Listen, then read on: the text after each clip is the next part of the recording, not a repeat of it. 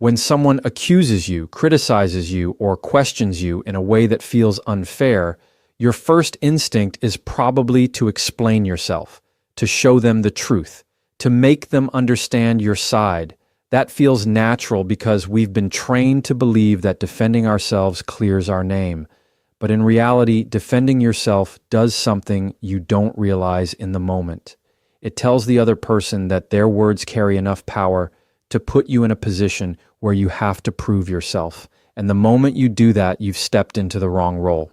Think about it like this. When you defend yourself, you're walking straight into a courtroom where the other person is the judge. You're handing them a gavel and saying, "Decide if I'm guilty or innocent." That doesn't sound like power. That sounds like submission. And the truth is, they never had that kind of authority to begin with. By defending yourself, you actually give them control over the conversation, even if they don't deserve it. You shift from being an equal to being someone trying to earn approval. That's why defending is dangerous. Now, this doesn't mean you shouldn't clarify when there's confusion. But clarification and defense are two completely different things. Clarification is calm, factual, and grounded in confidence. Defense, on the other hand, is reactive. It's emotional. It's you scrambling to prove your worth in someone else's eyes. And that difference matters because people don't just hear your words, they feel your energy. The moment you start defending yourself, your tone and body language reveal that you're under pressure, and that weakens your position without you realizing it. What most people don't realize is that defending yourself actually keeps the conflict alive. Imagine someone says, "You're always late," and you respond with, "No, I'm not. I was on time yesterday and the day before." Now you're arguing inside the frame they created. The focus is no longer on whether their statement is even fair. It's on whether you can disprove it. And the more energy you spend defending, the stronger their accusation looks. They don't have to work hard anymore because you've taken on all the work of proving. That's the trap. Here's the deeper problem. When you defend yourself, you're operating from a place of insecurity, even if you don't see it that way. Because if you were completely secure in who you are, their words wouldn't pull you into proving anything. Think about the strongest leaders, the most confident people you know. They don't rush to defend themselves against every comment or criticism. They stand steady. They let words bounce off them. That doesn't mean they don't care. It means they know that defending themselves is not the same thing as standing in their truth. Defending is also short-term relief, but long-term damage. In the moment, it feels good to throw back explanations or arguments because you think it sets the record straight. But later, you realize you've actually validated the other person's power. You've shown them exactly how to push your buttons and get a reaction. People remember that. And once they know they can pull you into defense mode, they'll use it against you again. So by defending, you're training people on how to control you, even if that's not your intention. The reality is this: the most powerful people don't defend themselves because they don't accept the premise that they're on trial. They know their value isn't determined by someone else's words. They know their truth doesn't require permission. And they know that defense doesn't prove strength, it proves pressure. So the next time someone comes at you with a criticism, before you rush to explain yourself, pause. Notice the pull to defend. Because the very act of defending is silently telling the other person, "You're right, I owe you proof," when in fact, you don't. Every conversation operates inside a frame. A frame is simply the perspective that sets the rules for how the conversation unfolds. Whoever controls the frame controls the direction, the tone, and the outcome. Most people don't even realize a frame exists, and because of that, they walk into someone else's frame without question. That's when arguments spiral out of control. The person who sets the frame dictates the game, and if you're not aware of it, you end up playing by rules you never agreed to in the first place. Think about a time when someone accused you of something. The moment you start explaining or defending, you've already accepted their frame that you owe them proof. They've set the terms and you've stepped inside it. That's why you feel cornered, because you're no longer in control of the direction. Controlling the frame doesn't mean being aggressive or manipulative. It means recognizing when someone is trying to box you into a role you don't belong in and having the confidence to step outside of it instead of playing along. The power of controlling the frame lies in understanding that conversations aren't just about words, they're about positioning. If someone says you're selfish, the frame is that their opinion defines your character. If you immediately say, "No, I'm not, here's why," you've accepted that their judgment matters more than your reality. But if you respond with calm presence, something as simple as, "That's an interesting way to see it," you shift the frame. You're no longer in their courtroom. You've reestablished yourself as equal, not as the accused. Frames show up everywhere, in the workplace, in relationships, even in casual conversations. For example, if a boss says, "You're not working hard enough," and you instantly start rattling off your accomplishments, you've accepted their frame of inadequacy. Instead, you could say, "Help me understand what you mean by hard enough." That question shifts the frame from accusation to clarification. You've moved from proving yourself to making them define their terms. That's control, and it shows you won't just absorb someone else's perspective without challenge. Controlling the frame also prevents escalation. When people throw accusations or sharp words, they want you to react. They want you inside their frame because that's where they feel powerful. But the moment you refuse to play that role, the energy changes. They may push harder at first, but eventually they realize you're not giving them the fuel they expect. Instead of defending, you're calmly redirecting. Instead of explaining, you're holding steady. And that stability forces the other person to adjust because frames only work when both people agree to them. It takes practice to notice frames in real time because most of us are wired to respond instantly. But once you start paying attention, you'll see them everywhere. Every time someone says, "Why are you always," or "You never," they're setting a frame. Your job isn't to prove them wrong. Your job is to decide whether you accept that frame or reshape it. Sometimes that means asking a question. Sometimes that means staying quiet. Sometimes it means calmly saying, "That's not how I see it."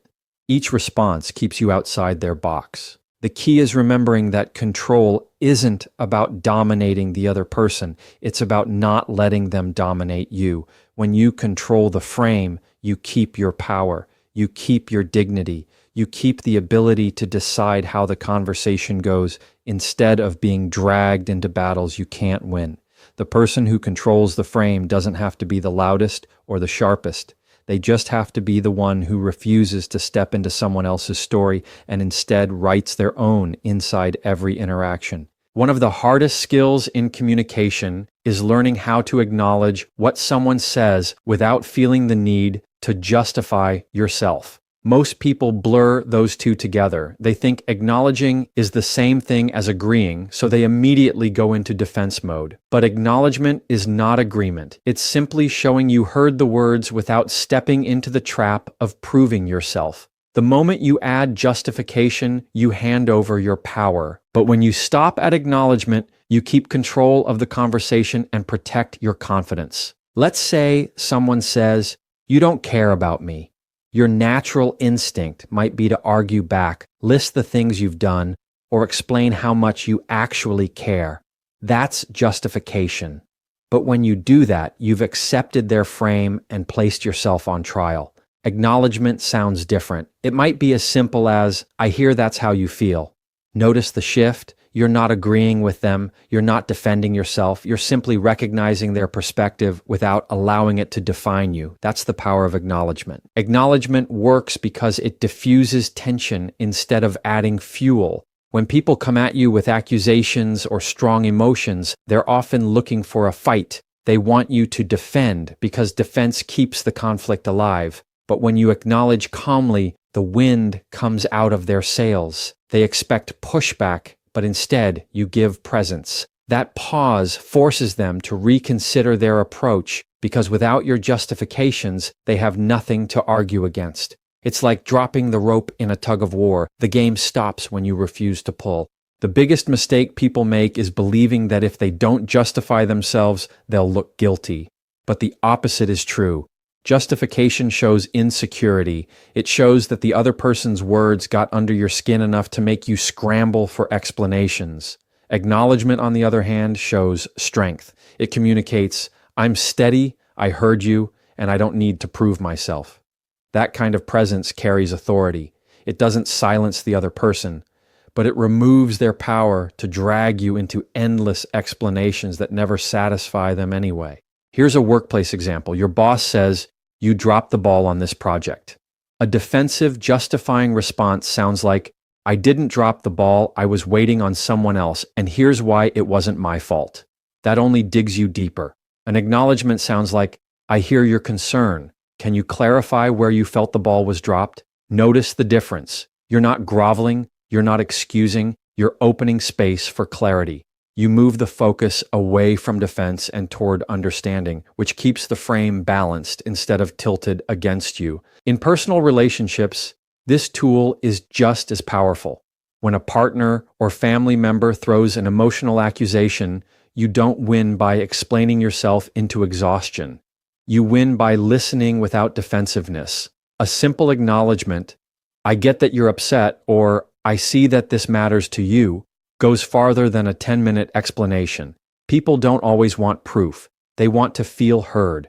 And when you separate acknowledgement from justification, you give them that without sacrificing your dignity in the process. That's how respect is built. The discipline here is restraint. It's resisting the temptation to prove yourself right. It's knowing that acknowledgement alone is enough. It's practicing the calm confidence to let someone's words exist without feeling like you owe them an essay in response. Over time, this becomes second nature, and you'll notice people respond differently to you. The ones who used to bait you into defense won't get the same satisfaction.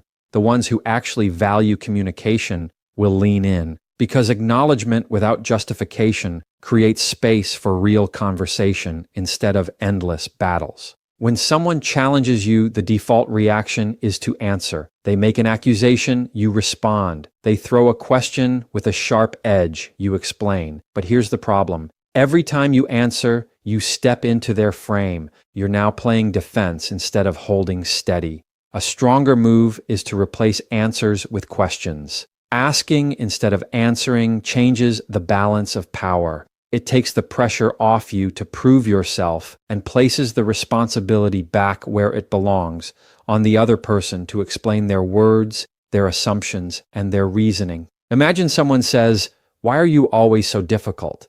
The typical reaction might be to defend yourself with reasons, "I'm not difficult, you just don't understand me. I was only trying to..." That's answering, and answering traps you.